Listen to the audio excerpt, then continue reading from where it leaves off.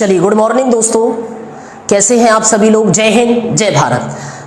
आज हम लोग बात करने वाले हैं भारतीय संविधान के बारे में, इंडियन कॉन्स्टिट्यूशन के बारे में। उससे पहले सुबह की शुरुआत एक मोटिवेशनल थॉट के साथ हम शुरुआत करते हैं। कहते हैं कि कुछ कर गुजरने के लिए मौसम नहीं मन चाहिए, साधक तो सब जुट जाते हैं, संकल्प का धन चाहिए। सफलता उन्हीं को मिलती है जिनके सपनों में जान होती है, पंखों से कुछ नहीं होता है, हौसलों से उड़ान होती है। इसी मोटिवेशनल थॉट के साथ हम सुबह की क्लास की शुरुआत करते हैं। गुड मॉर्निंग दोस्तों, जय हिंद, जय भारत। कैसे हैं आप सभी लोग। आई होप आप सभी लोग अच्छे होंगे। आज की जो क्लास है वो इतनी ज्यादा इंपोर्टेंट होने वाली है कि आपको ध्यान से सुनना है, साथ में नोट्स भी बनाना है। मैं आपको एक चीज और बता दूं, यूट्यूब के इतिहास में आज तक आपने ऐसा संविधान भी नहीं पढ़ा होगा। इसलिए मध्य प्रदेश के जितने भी एग्जाम होते हैं और सेंट्रल के जितने भी एग्जाम है, चाहे वो पीएससी से उठा के देख लीजिए आप और सेंट्रल में एसएससी से उठा के देख लीजिए, सारे के सारे कवर हो जाते हैं। ठीक है, आगे मैं आपसे बात करूं भारतीय संविधान के बारे में, तो भारतीय संविधान बनाने की आवश्यकता क्यों पड़ी। ठीक है, आखिरकार कैसे कैसे चरणों में, टुकड़ों में ये बनता चला गया, उस पर मैं आपसे चर्चा करने वाला हूं। डायरेक्टली आपको संविधान में नहीं पढ़ाऊंगा, क्योंकि डायरेक्टली आप पढ़ोगे तो आपके ऊपर से निकलेगा। मैं आपको सबसे पहले उसके मूलभूत सिद्धांतों को बताता हूं, उसकी जड़ को बताता हूं, क्योंकि अब जड़ जब तक समझ में नहीं आएगी आपको कि आखिरकार भारतीय संविधान को बनाने की आवश्यकता क्यों पड़ी, तब जाके आप लोग उसको समझ पाओगे। डायरेक्टली पढ़ने बैठोगे तो ऊपर से उड़ेगा। वैसे ही तो आप समझ लीजिए। क्लियर है। मैं आपसे अब बात करूं संविधान में, तो सबसे पहले हमारे देश में कौन आए, पुर्तगाली। कब आए, 1498 में, 1980 में आए। इसके बाद कौन आए, इसके बाद हमारे देश में अंग्रेज आए, और ये अंग्रेज कब आ गए थे, 1600 में आ गए थे, ईस्ट इंडिया कंपनी। इसके बाद कौन आए, डच आए, डेनिश आए, इसी में फिर फ्रांसीसी आए, आते चले गए। और लास्ट में कौन आते हैं, स्वीडिश। ये 1602 में आए, ये 1616 में आए, ये 1664 में आए, ये 1731 में आए। इनका क्रम आप थोड़ा सा देख लेना, क्रम ही तो पेपर में आता है। और सबसे ज्यादा जो हम लोगों को परेशान किया वो इनमें से किसने किया, अंग्रेजों ने धोया सबसे ज्यादा हम लोगों को। और आज हम लोग किसके बारे में पढ़ने वाले, अंग्रेजों के बारे में ही पढ़ने वाले हैं कि आखिरकार अंग्रेजों ने ही संविधान की शुरुआत की थी, और इन्हीं के कारण ईस्ट इंडिया कंपनी पर लगाम कसने के लिए ही तो संविधान बनाया गया था। उसकी आज हम लोग चर्चा करने वाले हैं। ठीक है, इतनी बात आप सभी लोगों को समझ में आ गई होगी। डायरेक्टली आपको संविधान नहीं पढ़ाऊंगा मैं, पहले आपको उसको समझाऊंगा, उसकी जड़ को अगल बगल से उसको समझाऊंगा कि कैसे आखिरकार संविधान बनाने की आवश्यकता पड़ी। ठीक है, तो बात करते हैं भारतीय संविधान की। किसकी, भारतीय संविधान की, इंडियन कॉन्स्टिट्यूशन की। भारतीय संविधान में मैं सबसे पहले बात करूं तो बंगाल में अंग्रेजों का आधिपत्य। आखिरकार बंगाल में अंग्रेजों ने कैसे धीरे धीरे घुस के पूरे बंगाल को अपने कब्जे में किया था, तो अंग्रेजों का आधिपत्य। क्लियर। पहले बंगाल मुगल साम्राज्य के अंतर्गत आता था और एक स्वतंत्र प्रांत हुआ करता था बंगाल। तो उस समय बंगाल का जो नवाब था वो था मुर्शीद कुली खां। क्या नाम था इसका, मुर्शीद कुली खां। और मुर्शीद कुली खां 1713 में गद्दी पर बैठा और ये 1727 से गद्दी पर बैठा रहा था। क्लियर है। ये क्या करता था, नियमित रूप से मुगल शासक को टैक्स भेजा करता था, कर भेजा करता था। इसीलिए इसको शासन करने में किसी भी प्रकार की कोई समस्या नहीं आ रही थी। आपसे मैं बात करूं, इसी मुर्शीद कुली खान ने अपनी राजधानी को ढाका से ट्रांसफर किया और ये कहां किया, मुर्शिदाबाद में। कहां पर ले गए अपनी राजधानी को, मुर्शिदाबाद में। मुर्शिदाबाद उस समय भागीरथी नदी के तट पर, ये बंगाल में पड़ता है, भागीरथी नदी के तट के किनारे पर जगह का नाम है मुर्शिदाबाद। वहां पर अपनी राजधानी को ले गया। इतनी बात आपको समझ में आ गई। क्लियर है। आगे मुर्शीद कुली खां के बारे में और मैं आपसे बात करूं तो इसने दो प्रथा चलाई थी। पहली प्रथा का नाम है इराजेदारी प्रथा। कौन सी प्रथा, इराजेदारी प्रथा। और दूसरी प्रथा का नाम है तकाबी प्रथा। एक्चुअली में एक प्रकार का ऋण होता था तकाबी।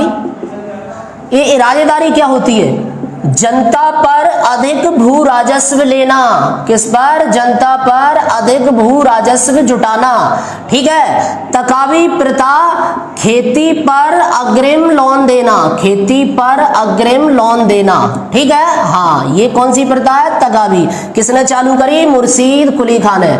ठीक है। तो 1727 में इसी का एक्चुअली में इसी का दामाद हुआ करता था, जिसका नाम था सुजाउद्दीन। तो सुजाउद्दीन गद्दी पर बैठता है।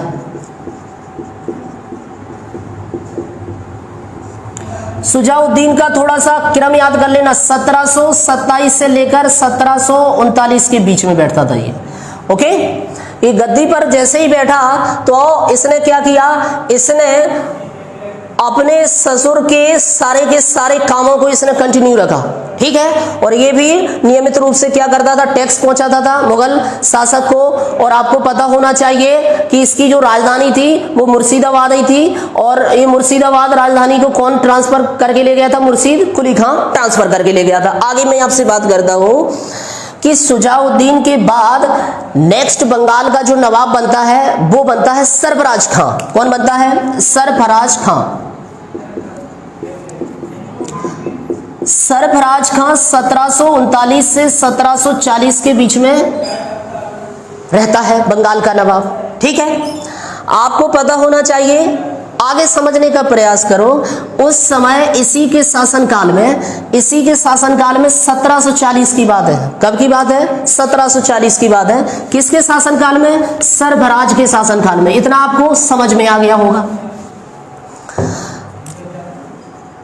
तो सरफराज की बात करते हैं। ये भी बंगाल का नवाब था, 1 साल के लिए बना था। 1700 इसका एक्चुअली में टाइमिंग आप 39 से 1740 याद रखना।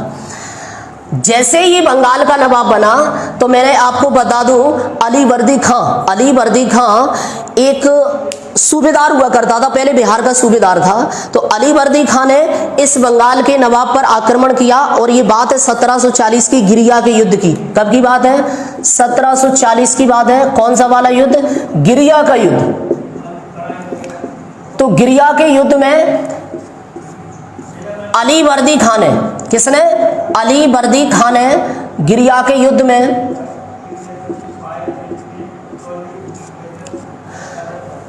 इसी सरफराज खां को परास्त कर दिया। और ये अली वर्दी खां अब सीधे गद्दी पर बैठ गया। और ये 1740 से 1756 के बीच बैठा रहता है। तो बंगाल का नवाब बन गया। इसने क्या किया कि बंगाल में जितना भी टैक्स मिलता था उसने सब टैक्स रोक दिया। मुगल शासक को भेजना इसने बंद कर दिया। इसलिए बंगाल समृद्धशाली हो गया। और बंगाल समृद्धशाली हो गया तो बंगाल को भारत में भारत का स्वर्ग कहा जाने लगा। जैसे ही बंगाल पावरफुल हो गया, समृद्धशाली हो गया, तो अंग्रेजों की नजर धीरे धीरे बंगाल पर पड़ना चालू हो गई। और अब अंग्रेजों को लगने लगा कि सबसे पहले अगर जीता जाए भारत में तो क्या जीता जाए? बंगाल जीता जाए। तो 1756 में इसका एक उत्तराधिकारी हुआ करता था जिसका नाम था सिराजुद्दौला। तो सिराजुद्दौला अब बंगाल का नवाब बन गया। और अंग्रेजों की नजर अब सिराजुद्दौला के ऊपर पड़ने लगी। क्यों? क्योंकि अंग्रेजों ने अली वर्दी खां, वैसे तो अंग्रेजों की नजर अली वर्दी खां पर भी पड़ रही थी क्योंकि ये ताकतवर था, पावरफुल था, इसलिए वो अटैक नहीं कर पा रहे थे अंग्रेज लोग, मैं आपको बता दूं। और जैसे ही उनको लगा कि अली वर्दी खां के बाद इसका उत्तराधिकारी सिराजुद्दौला गद्दी पर बैठता है तो ऐसा हो सके कि भैया हम लोग अब आक्रमण कर दें और सिराजुद्दौला को परास्त कर दें, उनकी नजर पड़ने लगी अंग्रेजों की। मैं आपको बता दूं 1756 की बात है। कब की बात है? 1756 की बात है। गद्दी पर बैठता है सिराजुद्दौला। अंग्रेजों को तो मौका ही देख रहे थे, वो तो भैया कब अली वर्दी खां उतरे गद्दी पर से और कैसे ही दूसरा कोई बने तो हम आक्रमण करें। तो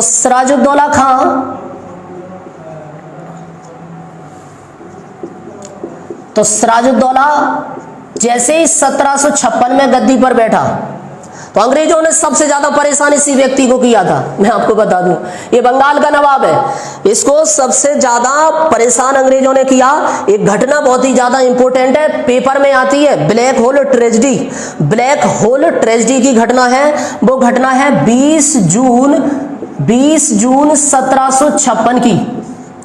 जब अंग्रेजों ने सबसे ज्यादा सिराजुद्दौला को परेशान किया तो उसको आ गई गुस्सा। उसने 20 जून की रात की बात है 146 अंग्रेजों को पकड़कर 10x10 के कमरे में उसने बंद कर दिया और सुबह खोला तो उसमें से केवल 23 लोग जिंदा बचे, बाकी के 123 क्या हो गए, मर गए थे। इस प्रकार से अंग्रेज और ज्यादा उससे खफा हो गए थे सिराजुद्दौला से। और आपको पता होना चाहिए कि बात है 23 जून की। कब की बात है? 23 जून 1757 की बात है। आपको पता होना चाहिए बंगाल में एक जगह पड़ती है प्लासी, तो ये प्लासी का युद्ध कब होता है बेटा? 1757 में, ये डेट है 23 जून 1757 को ये प्लासी का युद्ध हुआ। प्लासी के युद्ध में बंगाल का नवाब सिराजुद्दौला लड़ा। साथ में इसका जो सेनापति हुआ करता था सिराजुद्दौला का, उसका नाम था मीर जाफर। तो मीर जाफर लड़ा और अंग्रेजों का जो सेनापति हुआ करता था वो कौन हुआ करता था? Robert Clive. ये पेपर में आता है, कौन था? Robert Clive. तो रॉबर्ट क्लाइव अपनी सेना का सेनापति था और सिराजुद्दौला की सेना का सेनापति कौन था? मीर जाफर था। कहते हैं ना कि धोखाधड़ी या गद्दारी के कारण ही आज भारत को स्वतंत्र होने में 1947 का वक्त लगा। अगर धोखाधड़ी नहीं होती, उस समय फूट डालो शासन की राजनीति नहीं होती, या हमारे ही राजाओं ने, हमारे छोटे छोटे राजाओं ने या बड़े बड़े राजाओं ने आपस में एक दूसरे का साथ दिया होता, तो आज भारत गुलाम नहीं होता, बहुत ही जल्दी आजाद हो जाता अमेरिका की तरह। मैं आपको बता दूं, ये वही वाली बात है कि पृथ्वीराज चौहान को धोखा दिया था उसी के परिवार के व्यक्ति ने, हेमू ने। उसी प्रकार से दोस्तों इसी व्यक्ति को सिराजुद्दौला के घर के ही आदमी मीर जाफर ने धोखा दिया। इसके कारण बेचारा सिराजुद्दौला हार गया, बाद में जाके मारा जाता है और यहाँ पर अंग्रेजों ने इस प्लासी के युद्ध को जीत लिया। बाद में मीर जाफर को क्या बना दिया? बंगाल का नवाब। वो तो एक तरह से क्या कहते हैं, कठपुतली बन गया ना बंगाल का नवाब। और अंग्रेज लोग तो पहले यही चाहते थे कि फूट डालो, शासन करो, पहले उनको लालच दो, बाद में जाके हटा दो। यही तो इसके साथ होता है। 1760 में इसको क्या होते हैं, इसको गद्दी से हटा देते हैं। कौन हटा देते हैं? अंग्रेज। मीर जाफर को गद्दी से हटा देते हैं, बंगाल के नवाब से हटा देते हैं। मैं आपको बता दूं, इसी का एक दामाद हुआ करता था, मीर जाफर का दामाद मीर कासिम। क्या नाम था? मीर कासिम। तो इस मीर कासिम को अब क्या कर दिया? बंगाल का नवाब बना दिया। मीर कासिम को बंगाल का नवाब बना दिया। और आपको पता होना चाहिए दोस्तों कि 1764 की बात है, 1764 की बात है। ये बक्सर का युद्ध है, ये बक्सर का युद्ध हुआ था 1764 में। और आपको बता दूं ये किसके बीच में हुआ था वो जरा समझ लो। तो अंग्रेज तो थे ही साथ में, प्लस में अंग्रेजों की तरफ से मीर कासिम लड़ रहा था। देखिए हमारे देश का क्या हाल था, हमारे देश का ये हाल था कि देखिए मीर कासिम जैसे लोग अंग्रेजों के साथ मिल गए। बताइए किसी देश में जाके अगर आप एक दूसरे से मिल जाओगे तो वो तो वैसे ही हार जाएंगे, सीधी सी बात ऑब्वियसली है। तो मीर कासिम अंग्रेजों के साथ में, और अवध का नवाब, क्या अवध का नवाब जिसका नाम था शुजा-उद-दौला, शुजा-उद-दौला और मुगल शासक शाह आलम द्वितीय, मतलब शुजा-उद-दौला और शाह आलम द्वितीय दोनों एक साइड से थे। अंग्रेज और मीर कासिम दोनों एक साइड से थे। बाद में जाके 1764 का बक्सर का युद्ध भी किसने जीत लिया? अंग्रेजों ने जीत लिया। और जैसे ही अंग्रेजों ने यह युद्ध जीत लिया तो मैं आपको बता दूं महारानी विक्टोरिया जो कि ब्रिटिश क्राउन की वहां की महारानी हुआ करती थी, उनको लगने लगा कि ईस्ट इंडिया कंपनी अब भारत में अपनी सत्ता को स्थापित करने लगी है। और धीरे धीरे उसने छोटे छोटे प्रांतों को जीतना प्रारंभ कर दिया है। और कहीं ऐसी नौबत ना आ जाए कि ईस्ट इंडिया कंपनी ही भारत पर शासन करने लगे और हम तो शासन में बैठे हुए हैं। ठीक है, तो हमारा क्या मतलब है? यहां तक आपको समझ में आ गया कि नहीं आ गया? यहां तक तो आई होप आपको दिक्कत नहीं आई होगी। आखिरकार संविधान बनाने की नींव यहीं से प्रारंभ होती है। मैं आपको बता दूं यही बात है कि बंगाल में धीरे धीरे अंग्रेजों ने कंप्लीट रूप से 1764 का जैसे ही बक्सर का युद्ध जीता तो अब तो बंगाल में उनका शासन हो गया।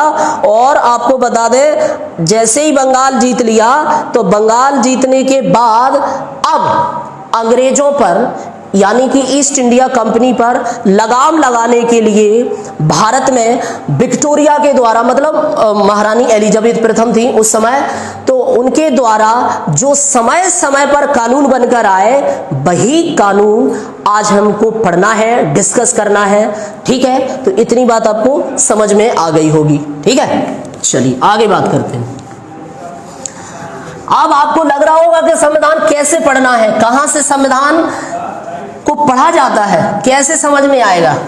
ठीक है, अब डायरेक्टली आप इसको 1773 के रेगुलेटिंग एक्ट को पढ़ते, कुछ समझ में नहीं आता क्यों बनाने की आवश्यकता। अब आपको पता चल गया होगा कि लास्ट में 1764 के बक्सर के युद्ध को जैसे ही जीता, और जीतने के बाद अब महारानी एलिजाबेथ फर्स्ट को लगने लगा कि भैया अब तो ईस्ट इंडिया कंपनी का बड़ा वर्चस्व हो गया भारत में, अब वही शासन करेंगे तो हम तो सरकार में बैठेंगे, हमारा क्या वर्चस्व है। तो इस प्रकार से उन पर लगाम कसने के लिए अब समय समय पर जो एक्ट आएंगे, कानून आएंगे, वही कानून को आपको पढ़ना है। और वो कानून पढ़ने के बाद फिर धीरे धीरे धीरे जाके बीच में जाके आपका संविधान बनेगा, और संविधान बनेगा तो हम आपसे चर्चा करेंगे। या वो तो संविधान में, भारत के संविधान में आपको राष्ट्रपति, प्रधानमंत्री, महालेखा परीक्षक, फिर आपको निर्वाचन आयोग, ये तो पढ़ना ही होता है। और इसको डायरेक्टली नहीं पढ़ा जाता है, पहले आपको ब्रिटिश सरकार के द्वारा जो नियम कायदे कानून चलाए गए हैं और जो नियम कायदे कानून भारत में लाए गए हैं उनको डिस्कस करना पड़ता है, समझना पड़ता है, पढ़ना पड़ता है। उसके बाद फिर आप सीधे डायरेक्टली जाके भारत के संविधान को पढ़ते हैं। इतनी बात आपको समझ में आ गई कि नहीं आ गई।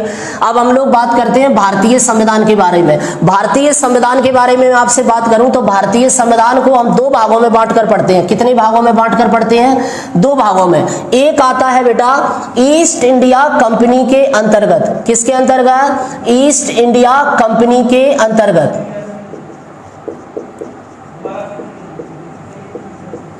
ठीक है, फर्स्ट। दूसरा आता है ब्रिटिश क्राउन के अंतर्गत।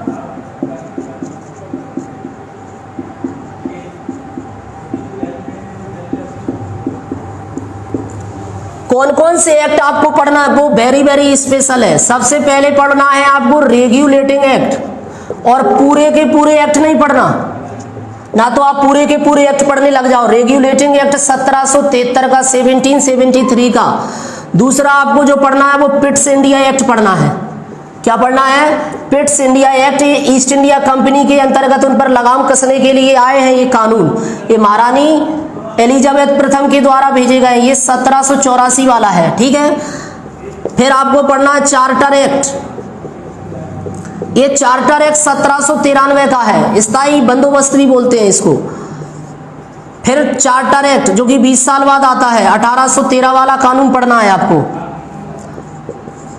फिर चार्टर एक्ट, ये 1833 वाला कानून है, इसको भी आपको कवर करना, याद रखना।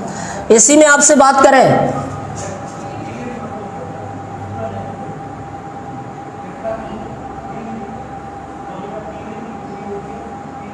फिर इसी में आप थोड़ा सा बात करते हैं, एक और पढ़ना है आपको चार्टर एक्ट 1853 वाला भी आपको पढ़ना है। ओके, हाँ, इधर देखो, भारत शासन अधिनियम, भारत शासन अधिनियम, और ये कौन सा? 1858 का, मैग्ना कार्टा वाला। ठीक है, हाँ, ये भारत परिषद,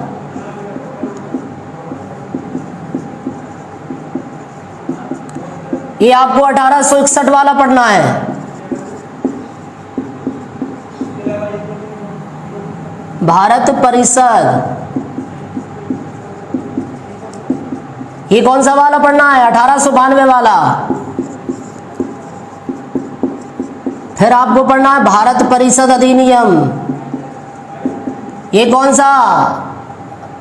1909 वाला, मार्ले मिंटो सुधार वाला। ठीक है, भारत शासन अधिनियम, ये मॉन्टेग्यू चेम्सफोर्ड सुधार 1919 वाला, 1919 वाला। और ये भारत शासन अधिनियम, ये कौन सा वाला है? ये है 1935 वाला। क्लियर? और लास्ट वाला है भारतीय स्वतंत्रता अधिनियम, भारतीय स्वतंत्रता अधिनियम। तो ये कौन सा वाला, मतलब आप यहाँ पर फ्रीडम हो गए, आजाद हो गए, बस। तो भारतीय संविधान को हम लोग दो भागों में बांटते हैं। सबसे पहले बात करें ईस्ट इंडिया कंपनी के अंतर्गत। ईस्ट इंडिया कंपनी के अंतर्गत रेगुलेटिंग एक्ट 1773 वाला आपको कवर करना है, पढ़ना है। पिट्स इंडिया एक्ट 1784 वाला, चार्टर एक्ट 1793 वाला, चार्टर एक्ट 1813 वाला, चार्टर एक्ट 1833 वाला, चार्टर एक्ट 1853 वाला। इसके बाद ये ब्रिटिश क्राउन यानी कि ब्रिटिश गवर्नमेंट के अंतर्गत भारत शासन अधिनियम 1858 वाला, इसी को मैग्ना कार्टा कहते हैं। भारत परिषद अधिनियम 1861 वाला, भारत परिषद अधिनियम 92 वाला, भारत परिषद अधिनियम 1909 मार्ले मिंटो सुधार वाला, भारत शासन अधिनियम 1919 वाला, मॉन्टेग्यू चेम्सफोर्ड सुधार वाला, भारत शासन अधिनियम 1935 वाला, और ये भारतीय स्वतंत्रता अधिनियम 1947 वाला। क्लियर है। संविधान क्या होता है? संविधान वह भारतीय दस्तावेज है, संविधान वह भारतीय दस्तावेज है जिसमें भारत या भारत के राज्यों की, कोई भी देश हो, मैं ये नहीं बोल रहा हूं भारत हो, कोई भी देश या किसी भी राज्य के मूलभूत सिद्धांतों को संचालित किया जाता है, उसी को हम लोग संविधान कहते हैं। क्लियर है? इतनी बात सबको समझ में आ गई। तो ये भारतीय संविधान की बेसिक परिभाषा थी, डेफिनेशन थी। क्लियर है? आगे मैं आपसे बात करूं, सबसे पहले मैं आपको पढ़ाऊंगा रेगुलेटिंग एक्ट के बारे में कि रेगुलेटिंग एक्ट में क्या क्या कानून बनकर आए और किसके द्वारा आए। तो ब्रिटेन की सरकार में महारानी एलिजाबेथ प्रथम के द्वारा जो कानून बनकर आए थे, वो रेगुलेटिंग एक्ट में ईस्ट इंडिया कंपनी में काम करने वाले लोगों पर लगाम कसने के लिए। तो मैं आपसे सबसे पहले बात करता हूं रेगुलेटिंग एक्ट के बारे में। देखिए, महारानी एलिजाबेथ प्रथम के द्वारा जो रेगुलेटिंग एक्ट भेजा गया, वो क्यों भेजा गया था वो आपको समझ में आ गया था, क्योंकि 1764 में जैसे ही बक्सर गए अंग्रेजों ने जीता, तो महारानी को लगने लगा कि अब तो हम सरकार नहीं चला पाएंगे भारत में जाके, अब तो ये ईस्ट इंडिया कंपनी वाले ही लोग वहां पर शासन न करने लगे। क्योंकि उनको लगने लगा इतना ताकतवर पावरफुल क्षेत्र उन्होंने जीत लिया। तो रेगुलेटिंग एक्ट जैसे ही आया, तो रेगुलेटिंग एक्ट आने का एक बहुत बड़ा नियम ये भी था, मैं आपको बता दूं, आवश्यकता भी इसलिए पड़ी थी क्योंकि यहीं से केंद्रीय प्रशासन की नींव तैयार हो गई थी। किसके द्वारा? तो ब्रिटिश के द्वारा केंद्रीय प्रशासन की नींव तैयार हो गई थी ब्रिटिश की सरकार के द्वारा भारत में। और आपको बता दूं कि नियमित रूप से व्यापार करना और व्यापार करने के बाद नियमित रूप से व्यापार करना और व्यवस्थाओं को संचालित करना, इस पर भी लगाम कसने के लिए ये कानून बन के आया था रेगुलेटिंग एक्ट। अब इसके क्या क्या प्रभाव थे, कैसे कैसे क्या बना, क्या क्या इसमें नियम कायदे, उस पर मैं चर्चा करने वाला हूं। सबसे पहले रेगुलेटिंग एक्ट में जो पहले बंगाल के गवर्नर जनरल हुआ करते थे, उनका नाम है लॉर्ड बारेन हेस्टिंग। क्या नाम है उनका?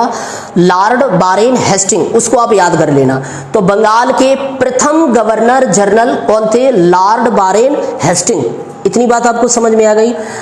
इस कानून में लिखा हुआ था कि किसके लिए? ईस्ट इंडिया कंपनी वालों के लिए। इस कानून में था कि आप निजी व्यापार करना, क्या आप निजी व्यापार करना और भारतीय लोगों से रिश्वत लेना और उपहार लेना, ये हमको कतई बर्दाश्त नहीं होगा, इस पर प्रतिबंध होना चाहिए।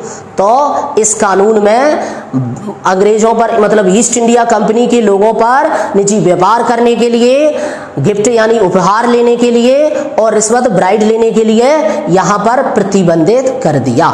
इतनी बात आपको समझ में आती है। आगे बात करते हैं कि बंगाल का गवर्नर, पहले क्या होता था कि बंगाल का गवर्नर था और मद्रास का गवर्नर था और बंबई का गवर्नर था। तो बंगाल का गवर्नर, मद्रास का गवर्नर, बंबई का गवर्नर, तो बंगाल के गवर्नर के अधीन बंबई का गवर्नर और मद्रास के गवर्नर दोनों को उसी के अधीन कर दिया। समझ में आया ना?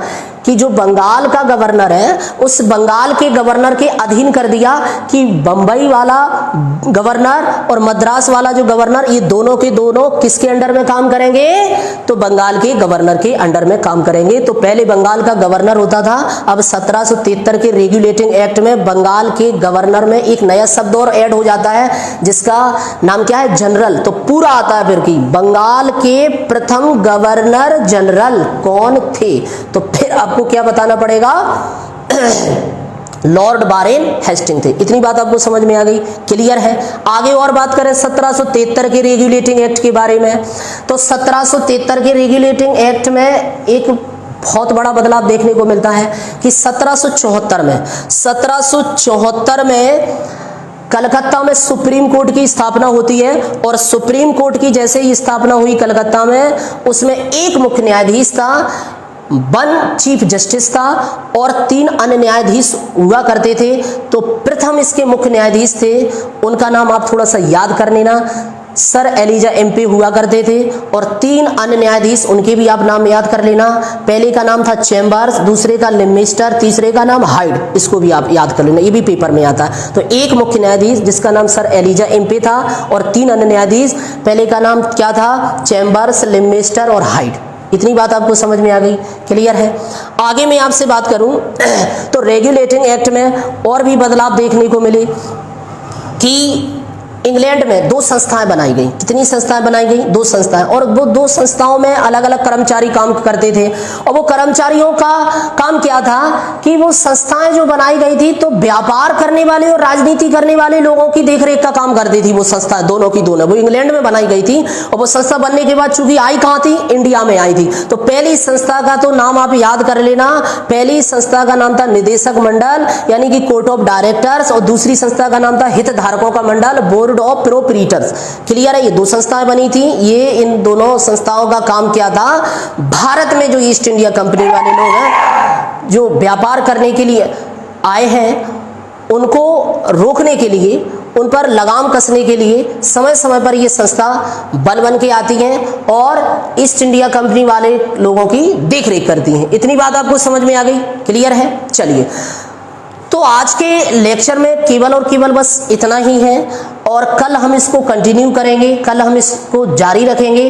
तो दोस्तों, कल का जो लेक्चर रहेगा वो पिट्स इंडिया एक्ट के ऊपर, चार्टर एक्ट मतलब ऐसे हम इसको धीरे धीरे अपन लोग क्या करते चलेंगे, कवर करते चलेंगे, एक एक से आप इसको पढ़ते चलेंगे। ठीक है, आप इसको अच्छे से वीडियो को देखना प्यूज कर करके, और मैं आपको बता दूं रोक रोक के आप इसको देखना, आराम से नोट्स भी बनाना साथ में। दोस्तों, अगर वीडियो आपको अच्छी लगा आपको कि ये लेक्चर वास्तव में हम लोगों के लिए सफिशिएंट है, एग्जाम के लिए बहुत ही ज्यादा इंपॉर्टेंट है, तो दबा के इसको शेयर करो, लाइक करो, और मां पीतांबरा की कृपा से आपको अगर तैयारी करना हो तो आप लोगों के लिए पीएससी एसआई के बैच जल्दी ही चालू करने वाले हैं, जल्दी से आप ज्वाइन कर लीजिए। तो दोस्तों, आज के लिए इतना ही। जय हिंद, जय भारत। मिलते हैं कल नेक्स्ट लेक्चर में, तब तक के लिए जय श्री राधे, जय श्री राम।